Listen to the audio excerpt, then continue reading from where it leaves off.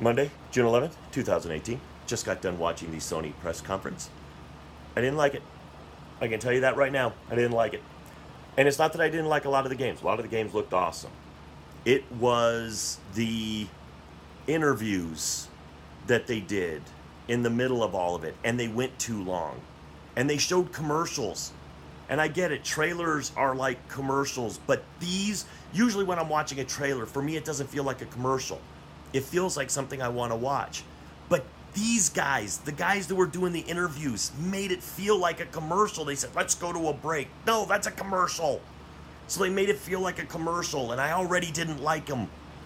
I mean, Ryan Clement was all right, but the guy that was sitting to his right, which was on the screen left, that guy he felt very phony to me. He felt everything he was doing felt very forced.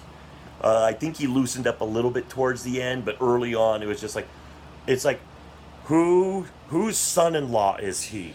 Is what I want to know.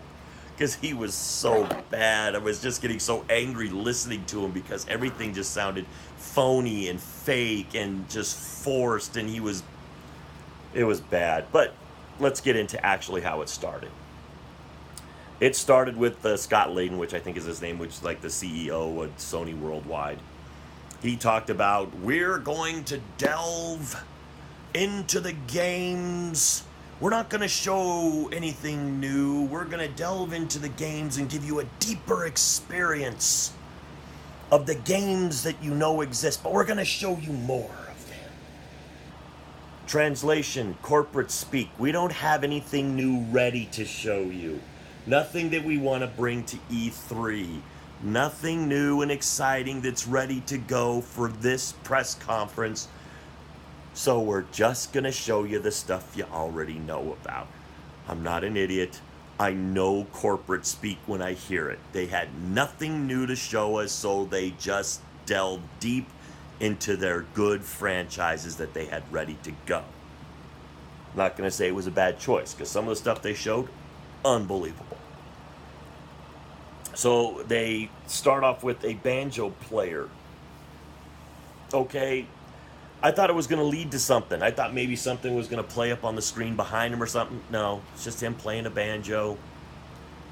And he played a banjo. It went on way too long. 4 or 5 minutes of him just playing a banjo. And I get it. More talented than me. I can't play the banjo. I can't play any instrument. So he's more talented than me by a long shot. But I still don't need to see it at my video game press conference, a banjo player. If you want me to see a banjo player, put Steve Martin up there. I'll watch him and listen to him. But this guy I've never heard of before. I'm sure he's, famous in his world, but not for me. Then they started off with The Last of Us 2. Naughty Dog. Showed basically a long story scene. And it was beautiful. The scene was awesome. The story scene leading up to it, the whole thing was, incredible. The graphics are gorgeous. The character models are gorgeous. The voice acting is on point. It's a tremendous lead up. And then, of course, they go into gameplay. While the two girls are kissing, I guess Ellie starts to think, they kind of go into a flashback. The one girl says, I think that they should fear you, speaking of Ellie. And that's when Ellie kind of goes into, I think she's thinking about, she starts thinking about a mission that she was on. And Ellie is destroying folks. Now, she's taking some damage, but she is destroying fools left and right. Ellie is just mowing people. I mean, the first thing they do is show her, like, stabbing some dude in the neck. I mean, it's just like she's got her hand over his mouth and she's just jabbing the knife right into his throat, trying to get him to die and go, shh, be quiet. I'm trying to kill you and you're making too many gurgly noises. Stop it. That's not what she says. But so she's trying to go through and she's, sneaking around in the grass and then in the bushes and stuff like that. And she's trying to make her way. I'm not real sure what the objective is. I don't know what she's trying to find. But she's just kind of skulking around and ends up killing another guy in the shadows, and then she starts sneaking up on somebody else, and she gets spotted, which boom, now it's an action sequence. Now she's, she's got to use arrows, knives, guns. I mean, she's using the whole bit. She's still trying to hide when she can. And there's a part where she's hiding under the truck, and, somebody's walking around looking for her, going, well, where'd she go? Where'd she go? And they send people certain directions. The woman comes over, and this isn't like one of those scenes where they come over to the vehicle and they kind of stand there and then they get distracted and they walk away. No, no, no. This woman looks under the truck for Ellie, and Ellie just shoots her right in the face. And it's just like, holy crap. So, of course, the gun is loud. It alerts other people, and then it becomes gunplay, knife play, bow and arrows, melee weapons, and Ellie is wrecking fools. I mean, she's just wrecking them. So, it goes into all that. I think she achieves what she wants to do. She kills all the people that were following her around in the store. And then it goes back to the scene with her and the girl. So it looks great. Looks amazing. But not my kind of game. I didn't play the first Last of Us. I won't play this one. They're just not my kind of game. Too much stealth, and I'm terrible at stealth. But for everybody else, if you love the first Last of Us, you'll love this one. It's, it looks like more of what you liked plus. So then they were doing this all in a church, and then they had to get everybody over to the to their little arena thing, or their little, so they had to do an intermission, which means they went to these guys that were talking about some of the games and some of the stuff that they had just seen. And the problem is they're Sony employees, and those people are just, they come off so fake and forced and phony, and it sounds terrible. It just, and I get it, you have to do it. You have to have people that are going to say positive things. But is there anybody in your company with personality that can do it instead? I mean, come on. It was bad. I mean, just listening to this guy. Then they went to a commercial. A commercial for Call of Duty 4, or Call of Duty Black Ops 4. We've seen that trailer a million times, but they made it feel like a commercial. They made it feel like it was something you would watch on TV that you would turn the channel to get away from. That's how terrible these two were, Clements and whoever the other dude was that was next to him. They were bad. They were just bad. It made it feel like a commercial. I know it's a trailer, but they made it feel like a commercial, which means I didn't want to watch it. Then they went into showing like little snippets of games like Twin Mirror, Ghost Giant, Beat Saber. It was all VR stuff. Then at the end, they even showed Creed Rise to Gold, Evasion, Firewall Zero, which was a first-person shooter. But if you're doing VR, it's going to be first-person. Tetris Effect. For some reason, Tetris Effect or something like that's a VR game? Okay. But but they didn't really focus on any of their VR games. They always just seem to show snippets of these things, because it's probably hard to show VR, on a regular TV set. So it's not really worth it to delve too deep into it, because it's hard to give the VR experience through just a regular TV or computer screen. Then they did the Destiny commercial that was for the Forsake downloadable content on 9/4 of this year. If you love Destiny, hey, got more stuff coming. I've never played it, but lots of people do, and enjoy that. And then it was just then there was a flute player. They all got back to the arena finally, and there was some weird flute player. I muted it. I'm sorry. Once again, I get it. More talented than me, but that doesn't mean I like the music, so I muted it. I couldn't listen to it. And that went on way too long. But then they went into a game by Sucker Punch called Ghost of Tsushima. I think I got that. I might be brutalizing that. That game looked cool. It really did. It looked like it was the Mongol invasion day 9. Some of the stuff that they were doing almost reminded me. I mean, I'm watching the gameplay trailer of this, and I'm going, This reminds me of like the 70s samurai movies that I used to watch when I was younger. It did. It just gave me kind of that nostalgia, and I get it. It's not meant to be that, but that's what it kind of felt like. Just the style of it, the way the guy was killing the enemies. It just felt like that, and it was really cool. The Ghost of Tsushima looks on point, man. It's like that game. That game could be something sick. I don't know if I'll get it just because I don't know how hard it'll be, but it looks really good. It looks like it has some amazing sword play and samurai play and all that. It looks good.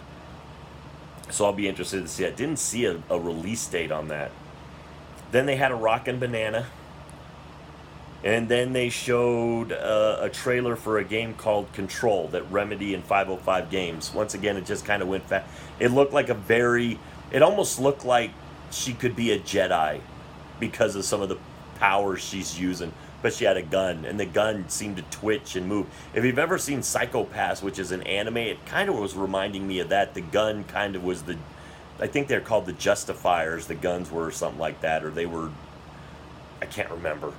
But the gun seemed to move a little bit, like it would move in sections. It was weird. It looked cool, though. Then they showed a remake of Resident Evil 2, which is coming out in January 29th of next year. Wow, that looked good. That was pretty sweet. They did a really... They're remaking RE2, and they're just going, that game, you see, I think it's Leon Kennedy. And you're just like, wow, it looks really good. It seems like it almost seems like it feels like it takes place slightly before Resident Evil 2, but it's just being billed as Resident Evil 2. Then they show Trover Saves the Universe, which I guess has something to do with the Rick and Morty universe. I don't know. Don't quote me on that. I don't watch Rick and Morty either, so I have no idea. But somebody said Rick and Morty. So that's the only reason I'm kind of going, oh, okay, maybe. Game looks kind of odd, but it might be fun. Kingdom Hearts 3, January 29th of 2019. So Resident Evil 2's remake and Kingdom Hearts coming out late January, and then late February you have another gluttony of games. I'm telling you, January and February of next year are going to be jam-packed with good games.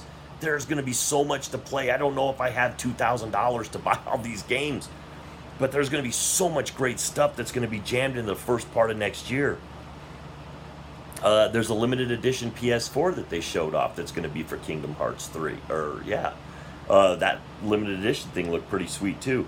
And it comes with Kingdom Hearts 3, and it comes with 2 of the previous Kingdom Hearts games. Not 1 and 2, but like 1.5 and 1.8 and 2.8. Oh, whatever those numbers all meant. But yeah, so it's like the Kingdom Hearts 3, they showed more footage. This is the most footage I've seen of Kingdom Hearts 3 so far, which still makes me want the game even more. Then they went into their big one, Death Stranding. Now, I'm going to say this. I don't know what this game is supposed to be yet, and they showed a lot of footage. A lot. And I still don't know what this game is supposed to be. It is just so cryptic. I don't know what Norman Reedus is supposed to be doing. I now know a little bit more that the baby is like a battery for a light that shows shadows.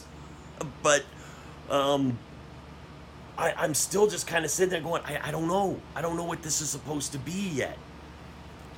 I'm going to go out on a limb and say that the reason that Konami and Kojima worked so well together and made a lot of great Metal Gear games is because Konami could reel in Kojima, and Kojima could push Konami to make great games, and they balanced each other. I think Sony is letting Kojima go the full Kojima. He's going the full, Hideo is going the full Kojima. He is just going all out creative. And I don't know if that's going to make a great game, because all I'm seeing is a really interesting story. But is it going to make a great game? That is what is still confusing, because I don't see anything that looks like gameplay footage. I don't know what other than him walking around with a lot of backpacks and little bots that follow him around carrying packages. I mean, what is he, Norman Reedus, delivery boy? Oh my God, he's Fry from Futurama. I don't know. But everything, I mean, there's walking handprints. There was a woman that appears out of nowhere, and on the back of her it says fragile. We find out that Norman Reedus' character is named Samuel Bridges. Samuel Bridges, or Norman Reedus' character, figures out, or he sits there and figures out something, that if he plugs in a power pack into the little baby that he's carrying around in that fluid, that it lights up a light that kind of goes like this, and it's just just like a flashing, flickering light with fingers, and it shows all these shadows that they, I guess, can't see themselves, but when they plug, that's what I'm saying. I don't know what's going on. How do you plug into a baby and it makes a light go on that shows shadows, shadow creatures that you can't see? I'm telling you, Sony needs to reel in the full Kojima, or we're just going to end up very confused after the first 15 minutes of playing the game. We're just going to go, what? I don't get it. But I'll tell you this. Yeah, the game looks amazing. I just wish I knew what it was. But it looks great. It looks great. I mean, Kojima Studios is doing, they're putting together a technically sound, very beautiful game. I just hope it's going to be a game. At this point, it looks almost like it could be a movie. Maybe he's fooling us all. Maybe he is just making a movie, and they're going to go, wow, I paid $60 for a movie? But we just have to trust Kojima, that he knows what he's doing. He's been in the business a long time. The man's a genius. So we'll just have to trust that Kojima and Sony, once again, Sony knows what they're doing too. That's the reason they're the number one console for three out of 4 console generations. Actually, if you look at the sales numbers, I think they even surpassed, no, because they couldn't beat the Wii. The Wii sold over 100 million consoles, so they lost that one to a fluke machine. But PlayStation 1, they won that console war. PlayStation 2, they won that console war, and they're winning this one. Unless the Switch can just, sell another 70, they got to sell another 50, 60 million units, and Sony sells nothing to catch them. So then, after Death Stranding, Tecmo Koei came out with Team Ninja and showed off a little bit of Nioh 2. Once again, I think Nioh 2 is like a Dark Souls, Bloodborne type of game, that kind of difficulty. So I won't play it, but it looks good. I say that a lot, but it looks good. I won't play it, but it looks good. I think I should just, have that tattooed on my forehead and just sit there, and whenever I'm about to say it, just point to my forehead. I won't play it, but it looks good. Next game, Spider-Man. I don't like Spider-Man, but I want to play this game. I might become a Spider-Man fan just because of this game. The game, he's doing all kinds of cool stuff. They show him, and he's going into a prison, and it's of course it looks like a Batman Arkham game with that kind of fighting and all that other stuff. But it's done with Spider-Man, all the cool little webs and everything like that. So he's just slinging webs around. He has one move where he almost does like a Matrix thing, where he's just kind of hovering in the air and just goes and spits out 50 webs, and everybody's just plastered to something. He shows off a lot of really cool moves. Spider-Man moves very well through the city. He moves very well in combat. The game looks phenomenal. It's beautiful. I want to play this game. I'm not a Spider-Man fan, but I could see myself becoming one just because of this game. Even some of the little one-liner quips that he does in there made me kind of chuckle. And I usually don't laugh at Spider-Man stuff, and it's like with this, and what was it? One of the Avengers movies. Man, I'm starting to become a Spider-Man fan, and I never used to be. So this game could turn me, could make it go where it's like, you know what, Spider-Man's my favorite superhero now. It's like the web slinger, my favorite. I don't know, but when I play this game, I am gonna get it. I'm gonna get this game. It looks awesome. I hope it's easy. I hope I don't just get destroyed. I hope I don't make Spider-Man look bad because of my terrible gameplay. But they showed a lot of the combat. They showed a lot. They showed a little bit of the beginning of the story. Um, it's amazing. Then they hit us up at the end with a VR game called Deracine, Deracine, and it's from Software that's making the game.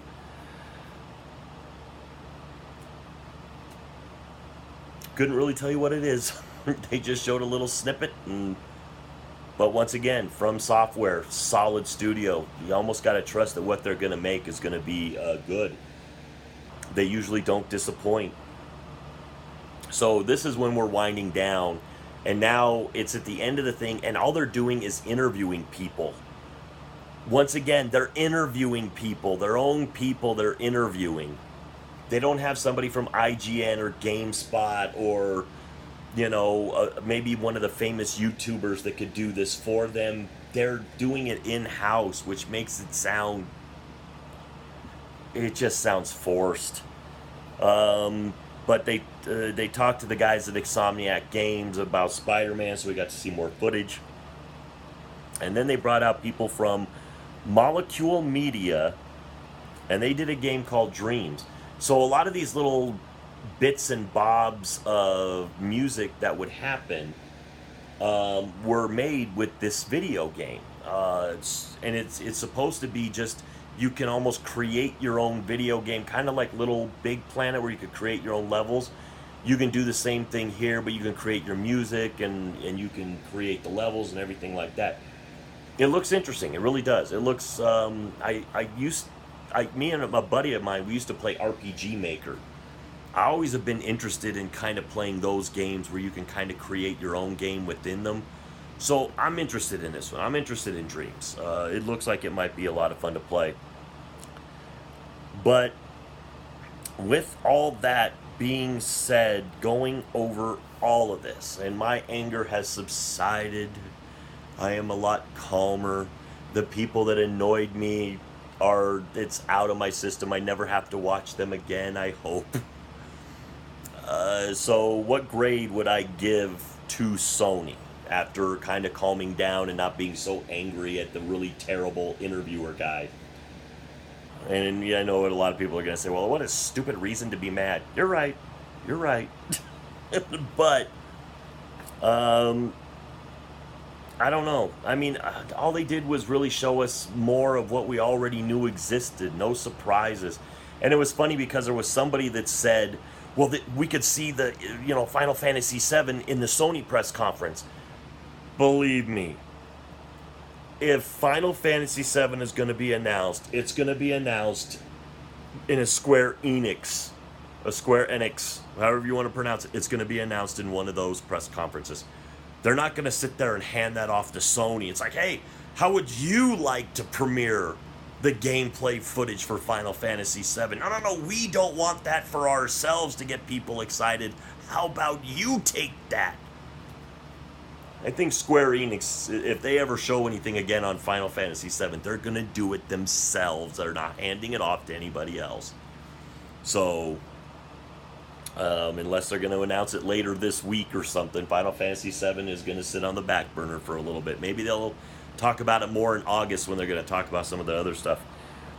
But the Sony grade, it just some of this stuff, it's hard for me to get around it. It was just so bad, and it was just so out of place, and I didn't like how they did a lot of this stuff. I didn't like the banjo player being in there. I didn't like the flute player being in there. I wouldn't have minded if they'd have played for less than a minute, but both of them played for just too long.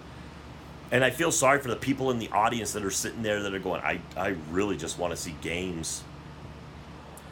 But we got to see longer versions of, Last of Us 2 and Ghost of Tsushima, Death Stranding, and Death Stranding is their big one. And we got to see a lot of Spider-Man. Those are the 4 games they really focused on. But what I will say for what they're gonna get a D plus. I can't give them a C minus or a C or anything. Just so much of that stuff was unnecessary. It wasn't entertaining to me. Maybe it was to you. Maybe it was to other people.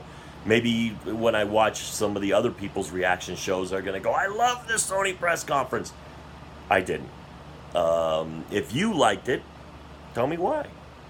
I'm not saying that everybody has to believe, not everybody, you don't have to have my opinion.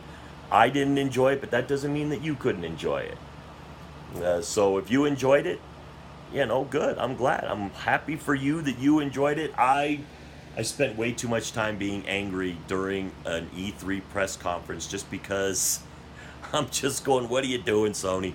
What are you doing? It's almost like they're just saying, we're number one. We can do all kinds of weird stuff, and we're still number one. What do you think about that? We're still number one, and I can put a banjo player in my E3 press conference. I can have a flute guy come out in my E3 press conference. You know why? Because we're number one. Number one, we've sold like 20, 30 more million consoles than anybody else in this generation. We're number one. What are you going to do? What are you going to do? You're just going to enjoy your PS4 that you have and play some of our games. So, yeah, D+. They're the lowest rated so far. I just didn't like the press conference. I probably won't give anybody an F. I mean, you'd probably have to just go...